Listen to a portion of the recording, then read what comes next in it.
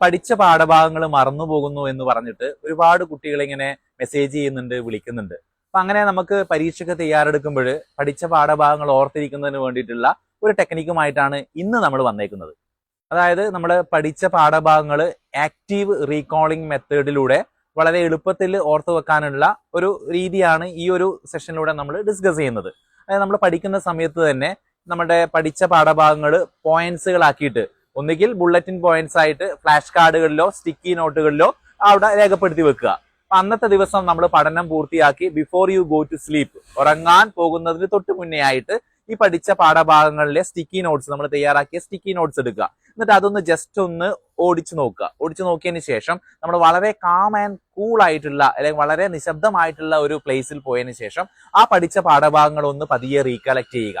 അങ്ങനെ ചെയ്യുമ്പോൾ ഒരു ഗുണം എന്ന് പറഞ്ഞു കഴിഞ്ഞാൽ നമ്മൾ സ്റ്റിക്കി നോട്ട്സ് തയ്യാറാക്കുമ്പോൾ ഈ പറയുന്ന പോയിന്റ്സ് ഒക്കെ നമ്മളുടെ ഷോർട്ട് ടേം മെമ്മറിയിലായിരിക്കും പതിഞ്ഞിരിക്കുക. പിന്നീട് നമ്മൾ അത് റീകളക്ട് ചെയ്യുമ്പോൾ, വളരെ ആക്റ്റീവായിട്ട് റീകളക്ട് ചെയ്യുമ്പോൾ അത് നമ്മളുടെ ലോങ് ടേം മെമ്മറിയിലേക്ക് പോകും എന്നുള്ളതാണ്. ഇങ്ങനെ ലോങ് ടേം മെമ്മറിയിലേക്ക് പോയാൽ നിങ്ങൾ പഠിച്ച പാഠഭാഗങ്ങളൊക്കെ എക്സാം സമയത്ത് വളരെ ഈസി ആയിട്ട് റീകളക്ട് ചെയ്യാൻ വേണ്ടി പറ്റും എന്നുള്ളതാണ്. അപ്പൊ active recalling is A very good method for public examination.